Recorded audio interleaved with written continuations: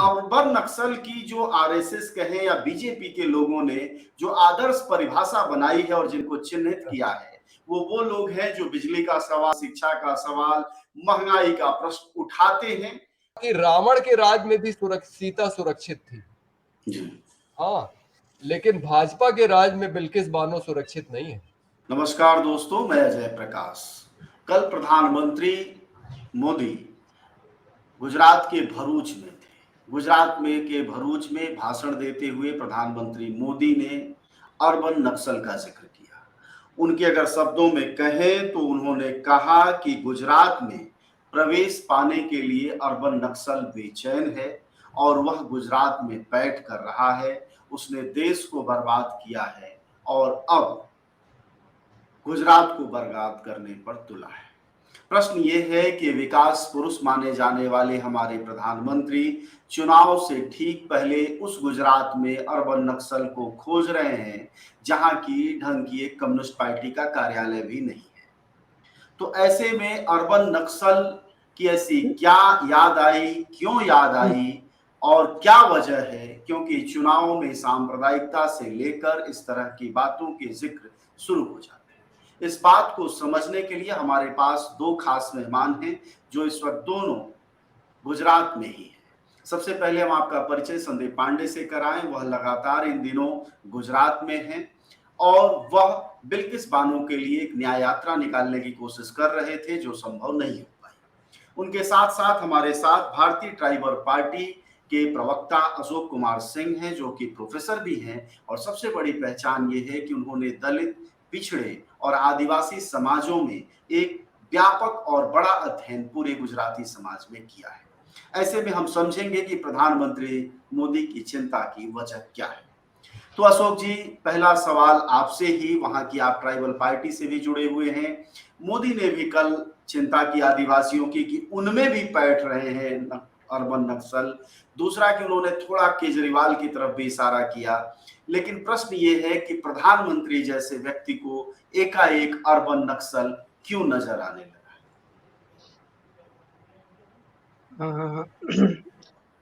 नमस्कार आपके दर्शकों को जी। और प्रधानमंत्री जी गुजरात में 27 साल से राज कर रहे हैं इनकी पार्टी और ये 10 साल मतलब 9 साल से वो दिल्ली में हैं और उसके पहले यहाँ पे थे।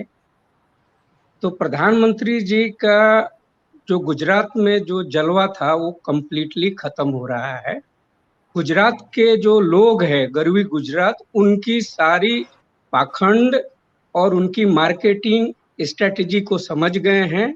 वो जब से प्रधानमंत्री बने हैं उससे पहले गुजरात के शिक्षा को उन्होंने चौपट किया, स्वास्थ्य व्यवस्था को चौपट किया और इंफ्रास्ट्रक्चर के नाम पे बड़े पैमाने पे विस्थापन किया।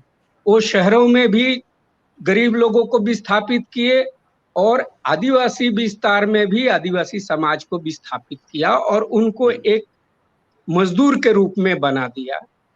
तो ये चीज और पिछले 75 वर्ष में मोदी जी को शायद ये मालूम नहीं होगा कि आदिवासी विस्तार में शिक्षा के कारण, आरक्षण के कारण आदिवासी समाज में एक साइलेंट रिवॉल्यूशन चल रहा है। जो जागरूक हो रहे हैं वो सवाल उठा रहे हैं पांचवी अनुसूची में उनके अधिकारों का, वो पेशा कानून का बात उठा रहे हैं, वो उठा रहे राइट टू एजुकेशन का, वो सवाल उठा रहे राइट टू हेल्थ का, वो सवाल उठा रहे जो उन्होंने वादे किए थे उन्हीं का सवाल उठा रहे हैं क्योंकि वो सभी लोग शिक्षित हो गए। अब वो गुजरात नहीं है जिसको मोदी जी ने संभाला था। आज के तारीख में एक गुजरात जो है शिक्षित गुजरात हो चुका है। लोग जागरूक हो गए हैं और उनके जो बुड़बुल्लेपन है और जो उनके पाखंड है लोगों ने पहचान लिया है। अब उनको उनकी जमीन खिसकती हुई नजर आ रही है इस चुनाव में। और आदिवासी विस्तार में यह शब्द उन्होंने तो, उनका तो ये प्रिय शब्द है, आज से नहीं, ये आरएसएस का शब्द है ना।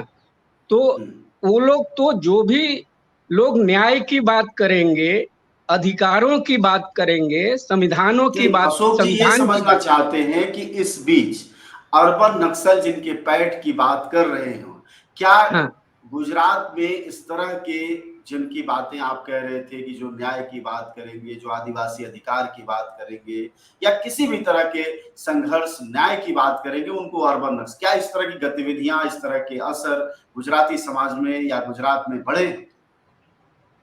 हाँ, गुजरात के लोग आंदोलित हैं। वहां नौकरी के लिए लोग आंदोलन कर रहे हैं, पेशा कानून को लागू करने के लिए लोग आंदोलन कर रहे हैं। 2002 में उन्होंने किया, वो न्याय के लिए, संदीप जी हैं, न्याय के लिए आंदोलन कर रहे हैं। तो वो आंदोलन को तो वो बदनाम करने वाले हैं ही, इसमें नई बात उन्होंने कुछ नहीं कहा। वहां किसानों के आंदोलन को उन्होंने आंदोलन जीवी कहा था, है ना। तो गुजरात के चुनाव आए हैं और उनके जो खबरिया लोग हैं, उन्होंने ये दे दिया है कि आपकी जमीन खिसक रही है। आप जैसे पूरी तानाशाही आप लगा रहे हैं, जो दिल्ली में लगा रहे हैं, वो गुजरात में भी पिछले दरवाजे से आप लगा रहे हैं। ये गुजरात की जनता समझ गई है। गुजरात के हर वर्ग में उनके खिलाफ में नाराजगी है। आप देखेंगे पाटीदार आंदोलन हुआ, वो किसानों का आंदोलन था। पाटीदारों का आंदोलन तो बदनाम किया गया, वो किसानों का आंदोलन था। और उसी तरह से आदिवासी समाज का यहाँ पे उन्होंने डिवाइड करने का, डिवाइड एंड मतलब रूल वाली जो उनकी पॉलिसी है, मालधारियों का आंदोलन हुआ। अभी डिवाइड मालधारियों एंड के, रूल की जो बात है वह भारतीय जनता पार्टी के साथ अक्सर जिक्र में आता है। संदीप जी हमारे साथ हैं, संदीप पांडे, आप सब जानते होंगे कि सामाजिक कार्यकर्ता हैं। और हम आपको बताएं, जैसा कि शुरू में कहा, मुझे लगता है पखवाड़े से ज्यादा हुआ, 15 दिन से ज्यादा हुआ उन्हें गुजरात में रहते हुए। संदीप जी, कहीं आप जैसे लोगों की वजह से तो वो अर्बन नक्सल नहीं देखने लगे, क्योंकि आप जैसे लोगों को भी अर्बन नक्सल ही कहा जाता है। हालांकि वो ऐसा अखबारों में लिखा है कि वह केजरीवाल की तरफ इशारा कर रहे थे। जी जी। आपकी दृष्टि में इसकी जरूरत प्रधानमंत्री जैसे मजबूत व्यक्ति की 56 इंच को क्या पड़ गई कि अर्बन नक्सल का चुनाव में सहारा लेना पड़ा? देखिए, मोदी जी इस बात से परेशान है जी कि इस बार लोग शायद हिंदू मुस्लिम विभाजन के आधार पे वोट नहीं डालेंगे। तो अब अर्बन नक्सल आ गया। जी, तो वो इस बात से परेशान है कि अरविंद केजरीवाल, क्योंकि अभी तो वही एक चुनौती बन के उभर गए हैं गुजरात में जी कि वो बिजली, पानी, शिक्षा, स्वास्थ्य ये सब मुद्दा उठा दिए। बिल्कुल। और अशोक जी की जो पार्टी है जिससे जुड़े हैं, वो आदिवासियों के अधिकारों की बात कर रही है। जी हमारी सोशलिस्ट पार्टी बिल्किस बानो के माध्यम से महिला के सम्मान की बात कर रही है कि भाई अगर बिजली, पानी, स्वास्थ्य, शिक्षा अगर आम आदमी का मुद्दा है तो जी महिला का सम्मान भी तो मुद्दा है ना। बिल्कुल। और महुआ मोइत्रे ने बहुत सही सवाल पूछा है कि देश ये तय करे कि बिल्किस बानो मुस्लिम है या महिला है। उसके साथ जो हुआ है वो देश की हर एक महिला के साथ कुछ कम कुछ ज्यादा, घर के अंदर घर के बाहर होता है। जी तो महिलाओं के साथ जो जो अत्याचार, अन्याय होता है, हमने उसको इस चुनाव में मुद्दा बनाने का फैसला किया है और ये घोषणा की है कि सोशलिस्ट पार्टी की सारी उम्मीदवार महिला होंगी जो जी महिला अधिकार के मुद्दे पे चुनाव लड़ेंगी। तो इन बातों से वो परेशान है कि ये सब मुद्दे क्यों उठाए जा रहे हैं गुजरात के चुनाव में। अच्छा, क्योंकि इसी को अर्बन नक्सल के पैठ के तौर पर देख रहे हैं। हाँ हाँ, जी आप देखिए कि भाई नर्मदा बचाओ आंदोलन की वजह से सरदार सरोवर बांध कुछ समय तक रुका रहा। जी हाँ, उन्होंने इसका भी जिक्र किया है कि ये सब वहां भी हाँ, आ गए थे। अरे आजकल वो मेधा जी के खिलाफ काफी बोल हम्म, रहे हैं, उसके खिलाफ जी मुकदमा भी करवा दी है। मतलब वो जी जो स्कूल चलाती हैं आदिवासी गांव में, हम्म, मैं तो उस इलाके में रहा हूँ, क्योंकि मेरी पत्नी उस आंदोलन में थी। सरदार सरोवर बांध के बाद जो पहला गांव है आदिवासी गांव मणिबेली, जी वो डूबा है महाराष्ट्र के अंदर। और मैं आपको बताऊं, 94 में मैं जब वहां गया तो वहां सरकार का कोई कार्यक्रम नहीं चलता था, मतलब हैंडपंप भी नहीं था। जी आपको शौच से लेके और पीने तक का पानी नर्मदा से ही लेना होता था। बिल्कुल। एक सरकारी स्कूल था जहां शिक्षक 26 जनवरी और 15 अगस्त को आता था सिर्फ झंडा फहराने। तो वहां पे मेधा जी के प्रयास से आदिवासी बच्चों के लिए जीवनशालाएं शुरू हुई, जिसमें उन्होंने कहा कि लड़ाई पढ़ाई साथ साथ। जी तो जिन बच्चों को उन्होंने शिक्षा देने का कार्यक्रम किया नर्मदा नव निर्माण समिति के माध्यम से, जी। तो ये सरकार कह रही है कि उसमें बहुत बड़ा घपला हो गया है। हम्म, उनको सरदार सरोवर बांध से विस्थापित लोगों के काम में जो भ्रष्टाचार हुआ है, जिसपे बाकायदा मध्य प्रदेश के अंदर एक जज की अध्यक्षता में समिति बैठी जिसने उजागर किया कि पुनर्वास के काम में भ्रष्टाचार हुआ है, जी। वो भ्रष्टाचार नहीं दिखाई पड़ता। इस देश में हर एक निर्माण के काम में भ्रष्टाचार होता है, जी। बल्कि हकीकत यह है कि इस देश में निर्माण होता ही भ्रष्टाचार के लिए है, वो लोगों के लिए नहीं होता है। ये जो सड़कें बनती हैं बढ़िया बढ़िया, ये जो बड़ी बड़ी बिल्डिंगें बनती हैं और तथाकथित इंफ्रास्ट्रक्चर में जो एक सुधार एक हो रहा चीज संदीप जी ये समझे कि जब मैं अभी गुजरात में था चुनावी कवरेज के लिए और यह समझने के लिए कि मिजाज कैसा है, सौराष्ट्र की 49 विधानसभाओं में मैं गया। वहां महंगाई, जिसको मोंगवारी कहते हैं गुजराती में, बड़ा मुद्दा था। शिक्षा की कीमत बहुत बड़ा सवाल था। जी जी ठीक है, प्रशासनिक करप्शन बहुत बड़ा प्रश्न था। जी चूंकि यह प्रश्न चुनाव में उठेंगे और हम्म, अर्बन नक्सल की जो आरएसएस कहें या बीजेपी के लोगों ने जो आदर्श परिभाषा बनाई है और जिनको चिन्हित किया है, वो लोग हैं जो बिजली का सवाल, पानी का सवाल, शिक्षा का सवाल, महंगाई का प्रश्न उठाते हैं और न सिर्फ उठाते हैं बल्कि उसके लिए जूझते और संघर्ष करते हैं। तो क्या चूंकि गुजरात चुनाव में ये सारे, खासकर महंगाई का प्रश्न बहुत बड़ा और बेरोजगारी का बनने जा रहा है, क्या इसलिए अर्बन नक्सल की तरफ इशारा किया जा रहा है? अशोक जी एक छोटी टिप्पणी, फिर लौटते हैं संदीप जी के पास। जी। बिल्कुल सही आप कह रहे हैं। जैसा मैं कह नहीं कि रहा हूं, मैं संदीप तो जी, बता रहा हूं कि ये स्थितियां कहेंगे आप। जी। नहीं नहीं, बिल्कुल सही कह रहे हैं। आपका भी जो हाँ। एक्सपीरियंस है, आप आके गए, हम लोग मिले भी जी थे। जी संदीप जी सही बोल रहे हैं कि जो उनका जो ध्रुवीकरण का जो था हिंदू मुसलमान, इस बार वो नहीं होने जा रहा है। और फोर फ्रंट पे हमारे छोटू भाई बसावा साहब शिक्षा शिक्षा के क्षेत्र में, स्वास्थ्य के क्षेत्र में और रोजगारी के सवाल उठा रहे हैं। आदिवासी समाज के आरक्षण का सवाल उठा रहे हैं। और केवल आदिवासी का नहीं, वो सभी वर्गों का सवाल, दलित लोगों के साथ जो अन्याय हो रहा है उसका सवाल उठे। यहाँ पे जिनको पर प्रांतीय बोलते हैं, जो माइग्रेंट, उनके ऊपर जो सवाल उठाया था, छोटू भाई बसावा ने तो माइग्रेंट लोगों के रक्षा के लिए उन्होंने बहुत काम किया। और यहाँ गुजरात में अब छोटू भाई से बड़ा तो नेता कोई नहीं है सीनियरिटी में। लगातार 8वीं बार विधायक बने हैं, जनता दल यू के प्रदेश अध्यक्ष रहे हुए हैं, राष्ट्रीय कार्यकारिणी के सदस्य रहे हैं जेडीयू के। तो छोटू भाई बसावा का जो इलाका है, इलाका यानी कि ऐसे मान लीजिए कि संवैधानिक तौर पे 27 सीट रिजर्व है आदिवासी के लिए, लेकिन ये जो 15 जिले हैं और टोटल पॉपुलेशन का 16% यानी गुजरात का टोटल पॉपुलेशन का 16% का वो प्रतिनिधित्व करते हैं।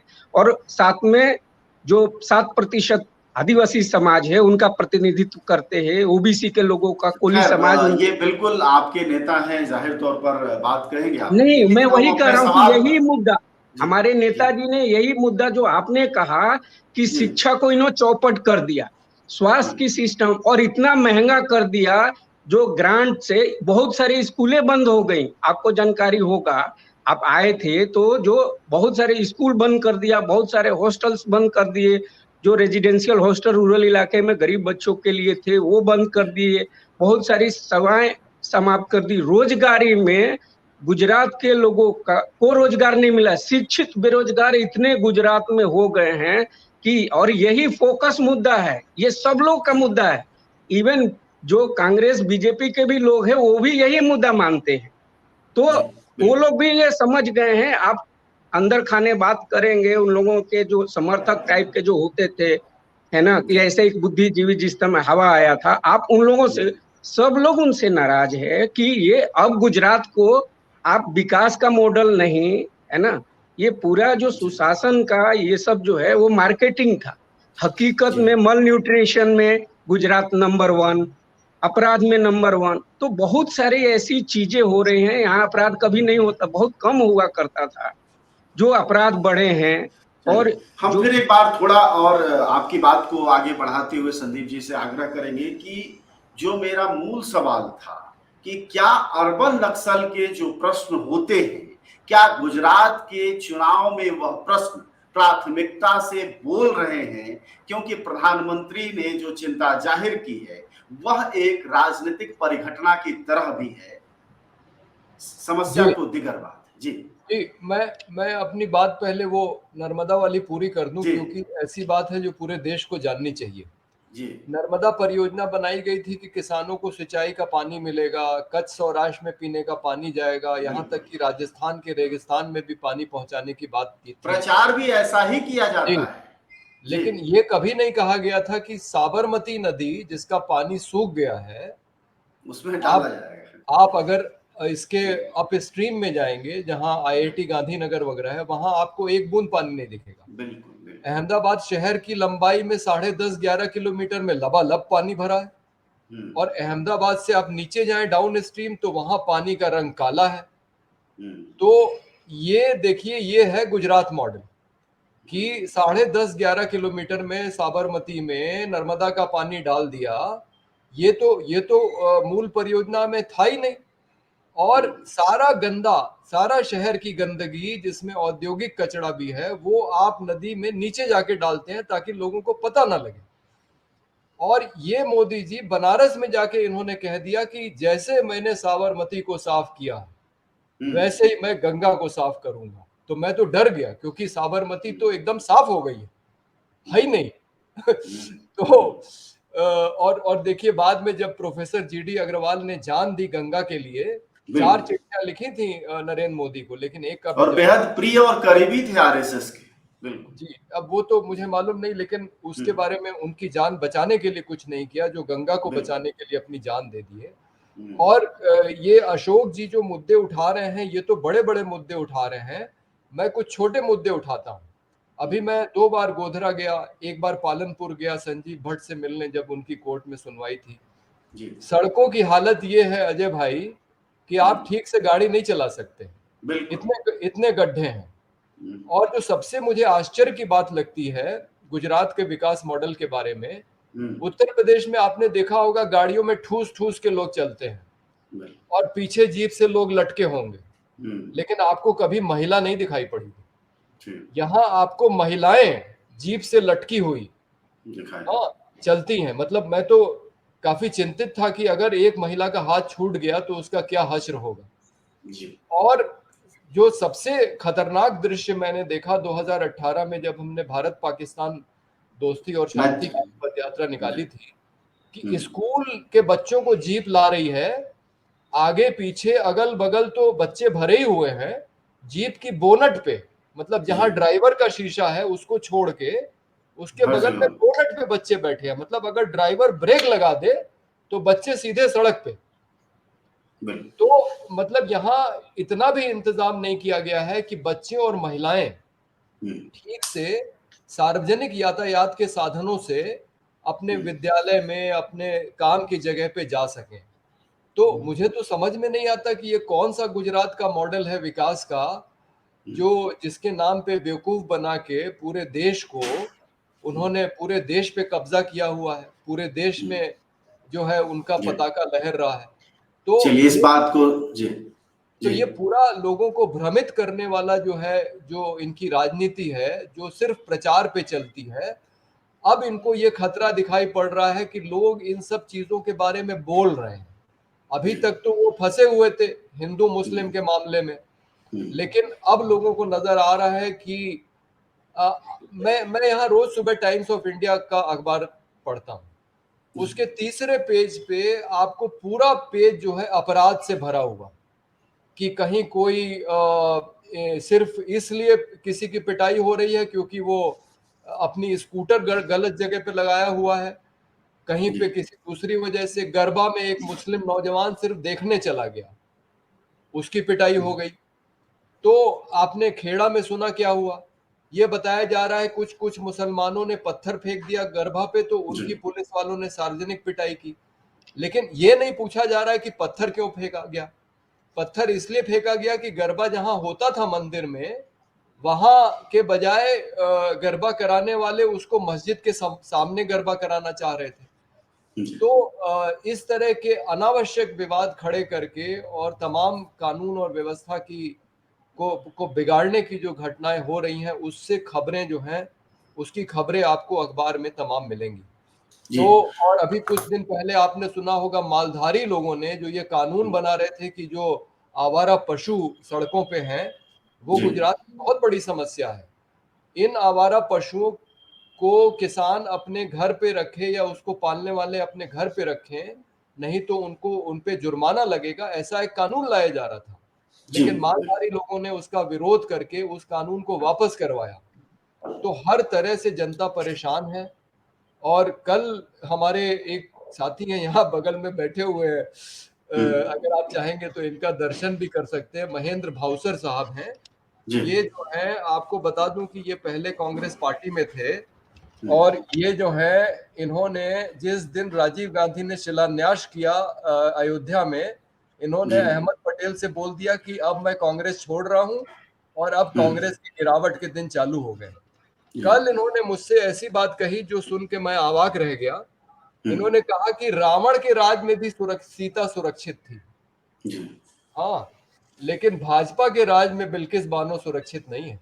बिल्कुल। बताइए कितनी बड़ी बात ये गुजरात की के मॉडल पे चलिए, कहना। एक छोटी सी टिप्पणी सर, समय की सीमा है, अशोक जी से लेते हैं। वो ये, अशोक जी, ये बात की अर्बन नक्सल की जो स्थिति प्रधानमंत्री मोदी ने कही, आपने भी बताया, लेकिन सब कुछ के बावजूद जब आप गुजरात में जाते हैं तो प्रधानमंत्री मोदी के समर्थन की बहुत कमी नहीं नजर आती, आप उभरती हुई दिखाई देती है। उसका क्लू पॉइंट कहां फंसा है, एक छोटी सी टिप्पणी में आप बता सकते हैं जी।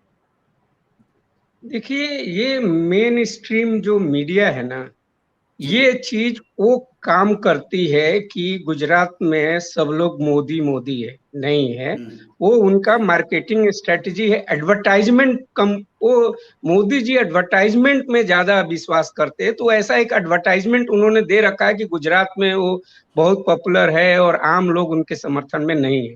अभी उन्होंने, आपको मैं बताऊं, 9 तारीख को ये इन्होंने एक रेल परियोजना टूरिज्म के नाम पे शुरू किया है, आबू रोड से लेके तेलंगाना का, जिसमें अंबाजी और दांता करीब 25 गांव के आसपास में लोग उससे उजड़ेंगे। कोई जी पुनर्वास की उनके पास में पॉलिसी नहीं है। और और ये जो खबर, वो जैसे 25 गांव प्रधानमंत्री, उजड़ेंगे। जी हाँ, प्रधानमंत्री रेल योजना, वो प्रधानमंत्री गतिशील योजना के तहत हम्म, में टूरिज्म विकास के लिए और जोड़ने का वो सर्किट है। दिलवाड़ा, माउंट आबू दिलवाड़ा और यहाँ तलंगा जो है, ये जैन लोगों का तीर्थ स्थल का, उन्हीं के गांव के जी बाजू में है। मोदी जी का एक नया रेल लाइन बिछा रहे हैं, उसका जी कोई अभी तक वो सर्वे करा रहे हैं। तो हम मुझे बुलाया गया था, अभी मैं अंबाजी में था 2-3 दिन पहले, आप वहां पे जी कोई भी बिना प्लान का वो नया वो चुनावी हथकंडा अपना रहे हैं। वहां लोग विरोध करने के लिए तैयार हैं, सड़कों पे आ गए। और सबसे आपको ताजुब होगा कि ये आयोजन किया था बनासकांठा जिले के पंचायत के प्रतिनिधि ने, जिला जी अध्यक्ष होते हैं ना पंचायत में, उन्होंने ये सब आयोजित किया था। तो समझने के लिए कि ये परियोजना क्या है, इससे क्या नुकसान होगा, मुझे वहां पे निमंत्रण दिया था उन्होंने, है ना। तो जब हमने इसका अध्ययन किया तो पता चला कि अरे, इनके पास में न रिहेबिलिटेशन प्लान है, न पुनर्वास का प्लान, न उनके लिए कंपनसेशन की कोई योजना है। और ये केवल एक चुनावी मुद्दा के लिए उन्होंने 25,116 करोड़ रुपया उसके लिए कैबिनेट ने पास किया है। आप जी बताओ, तो वैसे ही है जैसे कि वो चुनाव का नया मुद्दा है, नई रेल लाइन बिछाने का। हम यहाँ मेट्रो को देख रहे हैं, 20 साल से इनका मेट्रो नहीं था, मतलब ये पूरे देश भर अलग का अलग मेट्रो अगर बंद। आप लोगों के उदाहरणों से समझा जाए, चाहे संदीप जी का उदाहरण हो कि कैसे नर्मदा से पानी लाके उधार और साबरमती में भर दिया जाता है, और इसको कहा जाता है गुजरात मॉडल। एक रेल परियोजना चुनाव से पहले बन रही है जिसका कि उन तमाम मानदंडों पर कहीं पालन नहीं होता है। तो जाहिर तौर पर यह एक गुजरात मॉडल है जिसको जनता देख रही है। एक तरफ जनता महंगाई देख रही है, गुजरात में बेरोजगारी देख रही है, लेकिन संयोग से हमारे प्रधानमंत्री वहां अर्बन नक्सल देख रहे हैं। यानी बहुत साफ है कि प्रधानमंत्री थोड़ा सा परेशान तो हैं, क्योंकि वहां वाकई हिंदू मुसलमान चल नहीं रहा है। आप दोनों का बहुत शुक्रिया बातचीत के लिए, धन्यवाद। फिर बातचीत करेंगे।